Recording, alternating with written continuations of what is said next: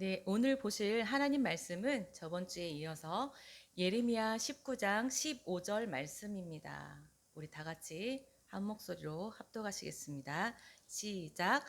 만군의 여호와 이스라엘의 하나님께서 이와 같이 말씀하시되 보라 내가 이 성읍에 대하여 선언한 모든 재앙을 이 성읍과 그 모든 촌락에 내리리니 이는 그들의 목을 곧게 하여 내 말을 듣지 아니함이라 하시니라.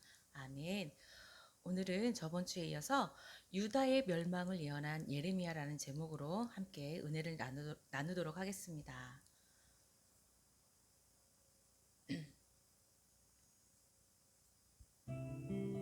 네. 온 세상을 만드신 하나님께서는 온 우주의 유일한 주인이십니다. 우리 저번 주에 말씀을 들었죠. 자, 이렇게 높으신 하나님께서 여러 나라들 중에서 작고 작은 이스라엘을 특별하게 여겨주셨어요. 그들에게 하나님의 거룩한 말씀을 주시고 그들이 하나님의 말씀대로 살아간다면 복을 주시겠다고 약속을 해주셨습니다. 그러나 이스라엘은 하나님의 은혜를 받고도 바르게 살지 못했어요.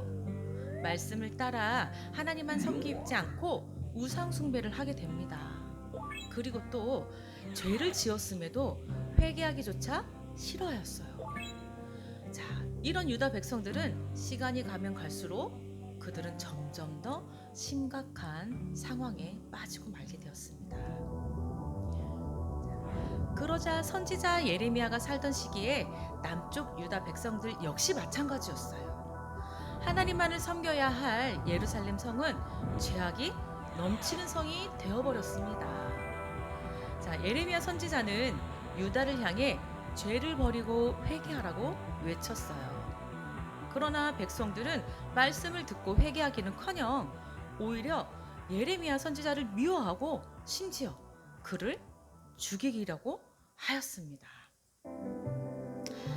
하나님께서 예레미야에게 한 가지 할 일을 말씀해 주셨어요. 토기장이에게 가서 옹기 하나를 사라고 말해 주셨습니다. 그래서 예레미야는 하나님의 말씀에 순종하여서 토기장이에게 가서 옹기를 하나 샀어요.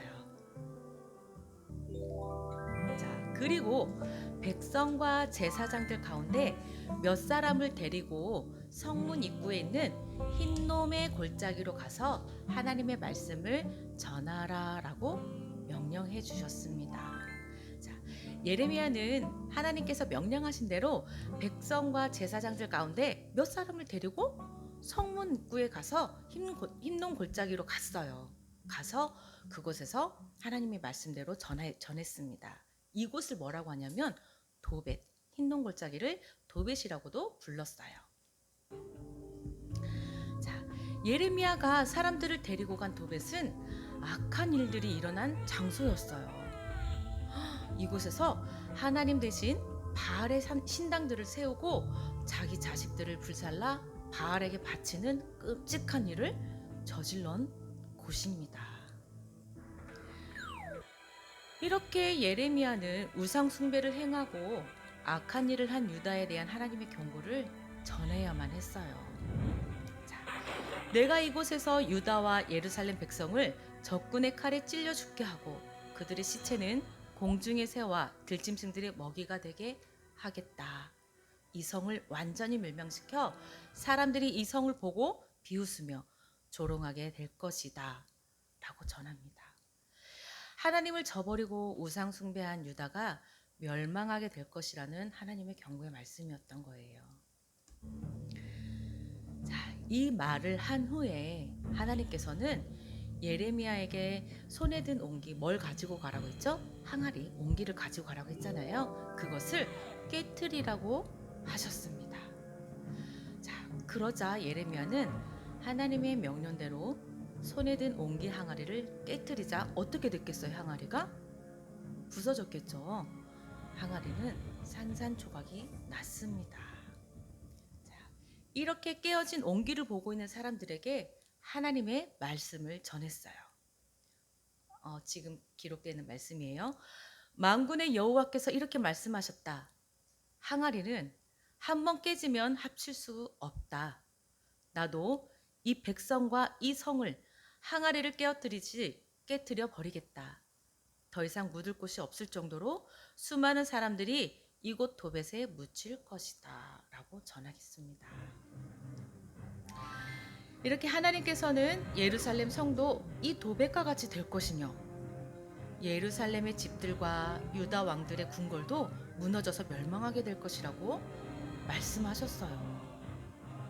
이렇게 예레미야는 하나님을 버리고 우상을 숭배한 그 죄로 인해서 유다 나라가 완전히 없어지고 멸망될 것이란 것을 그들에게 전하게 되었습니다. 이렇게 도벳에서 돌아온 예레미야는 성전 뜰에서도 하나님의 말씀을 계속해서 전하기 시작을 했어요. 자, 뭐라고 했냐면 하나님께서 이렇게 말씀하셨습니다. 여러분들이 고집을 피우고 하나님의 말씀을 듣지 않았기 때문에 하나님께서 경고하신 대로 이 유다 나라는 멸망하게 될 것이라고 말씀하셨습니다. 라고 계속해서 경고의 메시지를 전하게 되었어요. 자, 예레미야는 사람들이 듣기 싫어하는 것을 알면서도 하나님의 말씀 전하는 것을 멈추지 않고 가감 없이 그대로 전하게 되었어요. 그러나 하나님의 경고를 몇 번이나 거듭하여도 듣고도 유다 백성들은 어떻게 했냐면 회개하지를 않았어요. 그리고 누구보다 앞서 말씀에 순종해야 했던 제사장 바술 제사장은 오히려 선지자 예레미야를 때리고 맙니다. 그리고 예레미야를 목에 씌운 나무 고랑으로 채워서 가두기까지 하는 죄를 범하고 말았어요. 결국 끝까지 회개하지 않은 유다는 예레미야의 예언대로 바벨론에 의해서 멸망하고 말았어요. 그리고 많은 사람들이 포로가 되어서 바벨론으로 끌려가게 됩니다. 자, 어때요? 예루살렘이 예레미야가 예언한 대로 어떻게 됐어요? 도백과 같이 되어버렸어요. 자, 하나님의 말씀을 듣고 끝끝내 회개하지 않은 벌은 너무나도 크고 끔찍한 일이 나타나고 만 것입니다. 이렇게 사랑이 많으신 하나님께서는 유다가 회개하고 돌아오기를 끝까지 바라셨어요. 예레미야를 통해 수도 없이 그들에게 회개하라고 말씀을 하게끔 하셨습니다. 하지만 그들은 어땠어요? 하나님의 경고를 무시합니다. 그 교만한 마음을 버리지 않아 결국은 어떻게 돼요? 큰 벌을 받게 되었어요. 이렇게 유다는 멸망하게 됩니다. 자, 예레미야 17장 9절에 이렇게 다음과 같은 말씀을 합니다. 그 어느 것보다도 삐뚤어진 것은 사람의 마음이다. 사람의 마음은 심히 악하기 때문에 아무도 그 속을 알 수 없다라고 성경에 기록되어 있어요. 자, 성경은 유다 백성뿐 아니라 모든 사람이 죄인이기 때문에 하나님 앞에 삐뚤어져 있다고 말하고 있는 것입니다. 자, 그렇다면 사람의 힘으로 이런 삐뚤어지고 악한 마음을 바르게 할 수 있을까요? 없어요. 우리 인간의 마음은 그렇게 지키기가 힘듭니다. 오직 성령님께서 함께 하실 때만 가능하고 그분의 도우심과 인도하심에 바르고 고든 마음을 가질 수가 있는 것입니다. 자, 우리는 이렇게 삐뚤어진 마음을 따라 살다가 유다처럼 되지 않기를 우리는 늘 각성하고 되돌이키고 그 마음의 중심을 빼앗기지 않아야 돼요. 이렇게 날마다 성경의 가르침을 명심하고 하나님의 말씀 앞에 부단히 자신을 비추어 봐야 됩니다. 그리고 하나님의 경고의 말씀을 듣고 즉시 회개하는 또한 겸손한 신앙을 갖게 되기를 바라요. 자, 오늘 말씀을 통해서 유다 백성들에게 하나님의 심판이 임할 것을 우리가 알았어요. 오늘 들어서 알았죠. 자, 이것만 봐서 어쩌면 하나님을 무섭고 이렇게 벌만 주시는 분이시라고 생각하는 친구도 있을 것 같아요. 하지만 오늘 본문을 통해서 유다 백성들에게 내려진 심판은 로마서 6장 23절에 기록된 것처럼 죄의 삭슨 사망이라는 근본적인 심판과 관련된 것이 아니에요. 이런 근본적인 심판이 아니라 유다 백성에 대한 경고는 회개를 촉구하는, 즉 회개를 통해서 본인들이 무엇을 잘못했는지를 깨닫고 하나님께 돌아오라는 경고적 심판과 관련이 있다는 것으로 우리는 알아야 돼요. 자, 그렇다면 이게 어떻게 경고적 심판이란 근거라는 것을 알 수 있어요? 라고 질문할 수가 있어요. 이거를 말씀을 찾아보면 이스라엘이 바벨론에서 귀환을 했어요. 포로로 잡혀갔지만 다시 돌아오는 일이 있어요. 자, 만약에 이 심판이 바벨론을 포로가 된 것이 그게 하나님의 징벌이고 심판이었다면, 이게 죄의 사망이라는 그 결론이었다면 다시 이들이 돌아올 수 있었을까요? 돌아올 수 없었을 거예요. 그래서 이 역사적인 사건이 통해서 이것이 하나님이 마지막 끝나는 심판이 아니라 회개, 다시금 하나님께 돌아오라는 경고적 심판이란 것으로 우리는 알 수가 있습니다. 자, 우리 친구들, 한 해가 얼마 남지 않았어요. 그쵸? 이제 2021년이 며칠 안 남았습니다. 우리 친구들도 한 해를 돌아보면서 각자 자신들의 신앙을 점검하시고 하나님께 더 가까이 나가서 하나님의 말씀을 듣는 귀가 되기를 원해요.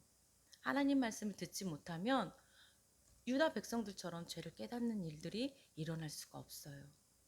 아시겠죠? 그래서 우리 한 주 이제 얼마 남지 않았어요. 얼마 남지 않은 기간 동안에 더욱더 준비되어지고 한 해를 돌아보면서 자신들의 신앙생활들을 한번 되짚어 보면서 점검하는 시간, 한 해를 갖고 마무리했으면 좋겠습니다.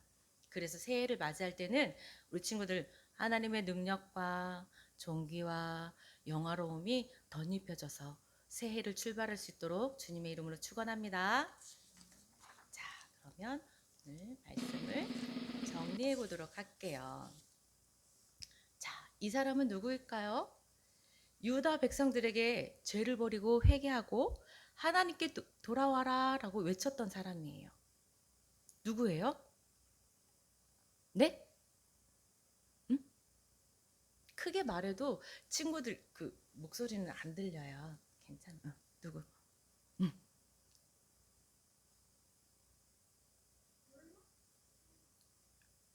어떤 선지자 있잖아요. 맞았어요. 예레미야 선지자. 이렇게 예레미야 선지자는 유다 백성들을 위해 눈물로 기도하며 외쳤지만 어떻게 됐어요? 유다 백성들이 회개했다 안 했다? 하지 않았어요. 오히려 점점 더 그 죄들이 심해지고 큰 죄악에 빠지는 일들이 일어났어요. 그죠? 그래서 하나님께서 더 이상 못 참겠다 해서 예레미야를 보냈잖아요. 예레미야를 통해 죄에 빠진 유다 백성들을 멸망시키겠다고 이렇게 경고의 메시지를 보냈던 그런 선지자였어요. 그 일에 대해서 다시 한번 정리해 보도록 할게요. 하나님께서 예레미야 선지자에게 말씀하셨어요. 갈 때 무엇을 가지고 가라? 응? 맞아요. 그럼 항아리를 가져가려면 누구한테 가야 돼요? 하나님. 토기장이한테 가야 되겠죠. 토기장에게로 가서 그곳에서 항아리를 하나 사라. 근데 예레미야가 어떻게 했어요? 하나님 말씀대로 했죠? 맞아요. 하나님 말씀대로 순종해서 그대로 행하게 됩니다. 자, 그것을 가지고 항아리를 어디로 가라고 했어요? 무슨 골짜기라고 했어요? 그것을 뭐라고도 부른다고 했죠?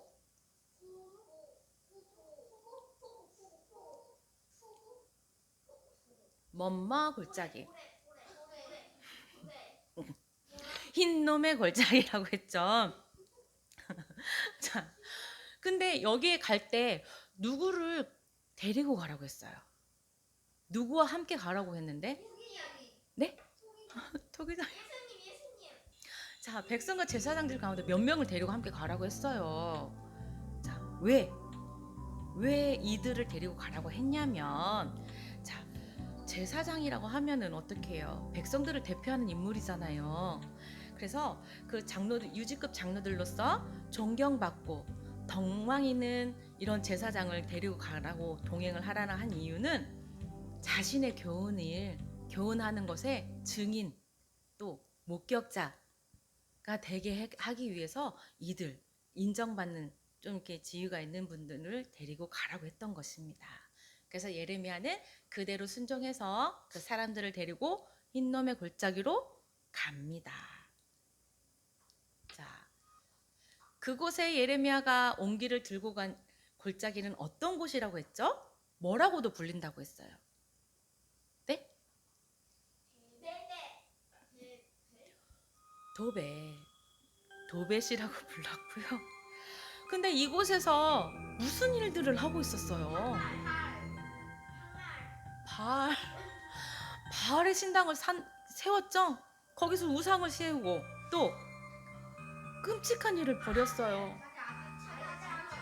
맞아요. 자기의 자녀들을 제물로 바치는 정말 끔찍한 일을 범하고 있던 곳입니다.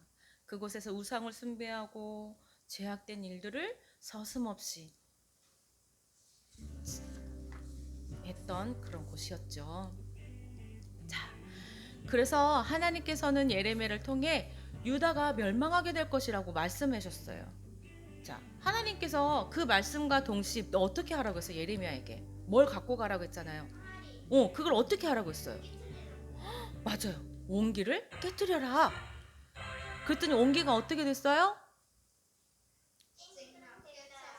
쨍그랑 산산조각 났겠죠. 맞아요. 이렇게 산산조각이 난 옹기를 보고 있던 사람들에게 이렇게 말씀하셨어요. 깨어진 용기처럼 백성과 이성을 깨뜨려 버리겠다라고 말씀하셨어요. 자, 이 옹기를 왜 갖고 가라고 했냐면 이 옹기가 상징하는 게 뭐냐면 인간의 나약하고 깨지기 쉬운 인간의 삶, 이 삶을 상징하고 있던 것이에요. 그래서 하나님을 버리고 우상을 숭배하고 악한 죄를 행했던 유다 백성들과 예루살렘 성을 완전히 이렇게 산산조각 난 것처럼 부수고 멸망시키겠다는 경고의 메시지였던 것입니다. 예레미야는 성전뜰에 가서도 하나님의 말씀을 계속해서 전했어요. 그렇죠? 자, 그래서 예레미야를 통해 하나님의 경고의 말씀을 계속해서 듣게 된 유다 백성들이 드디어 죄를 깨닫게 됐습니까? OX. 맞아요. 얘기를 해도 듣지를 않아요. 그런데 여기서 또 중요한 거는 어떤 사람이 또 하나님의 말씀을 전하는 예레미야를 가두는 일도 있었어요. 때리는 일도 있었어요. 그 누구였어요? 맞아요. 바술 제사장이었어요. 오히려 이들을 하나님의 말씀이라고 잘 듣게끔 이렇게 도와야 되는데 그런 역할을 감당해야 될 제사장이 예레미야 선지자를 그렇게 이런 죄를 범하게 되었습니다. 자, 제사장이었던 바술은 하나님의 말씀에 앞장서서 순종해야 하지만 오히려 예레미야를 때리고 나무 목에 가둬서 그렇게 고랑을 채우는 일을 범하고 말았던 거예요. 자, 하나님께서 예레미야를 통해 유다의 멸망을 어떻게 했냐면 계속해서 전하라고 명령을 하셨어요. 그리고 계속해서 전했어요. 자, 하나님께서는 유다가 멸망해야 될 것이라고 왜 경고를 했어요? 왜? 유다 백성들이 이거를 죄를 깨닫고 회개하고 나한테 돌아와라. 다시 나한테 돌아와라. 하나님의 마음은 그거였어요. 하나님께 돌아오기를 원했기 때문에 계속해서 깨달을 수 있도록 예레미야 선지자를 통해 듣게 하셨습니다. 자, 벌을 내리시는 게 하나님의 목적이 기다 아니다? 아니었어요. 이 경고를 통해서 하나님의 백성으로 바르게 살기 위함이었다는 것을 우리는 알아야 됩니다. 자, 이렇게 하나님께서 하나님의 백성을 너무나도 사랑하십니다. 그래서 죄 때문에 멸망당하는 것을 매우 마음 아파하고 안타까워하셨어요. 그래서 선지자를 보냈어요. 선지자를 통해서 듣고 돌아오라고. 그렇지만 경고를 무시하고 죄를 회개하지 않았던 유다는 하나님의 말씀대로 바벨론에게 멸망을 당하고 많은 사람들이 포로로 끌려가고 말았어요. 자, 우리들도 이 모습을 보고 정말 하나님의 말씀에 하나님을 가까이 하면 돼요.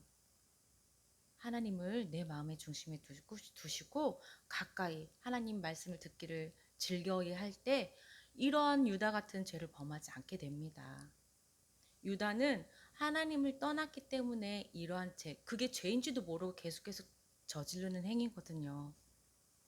그리고 선지자, 하나님의 말씀을 대언할 수 있는 그런 자들의 음성도 듣지를 못한다는 거예요. 자, 우리 친구들 저번 주에 통해서 이번 주까지 예레미야에 대해서 알아봤습니다. 우리가 미련하게 유다 백성들처럼 되는 일이 없도록 늘 우리 마음판에 하나님의 말씀을 두시기를 축원합니다. 자, 기도하시겠습니다. 하나님 감사합니다. 어리석은 유다 백성들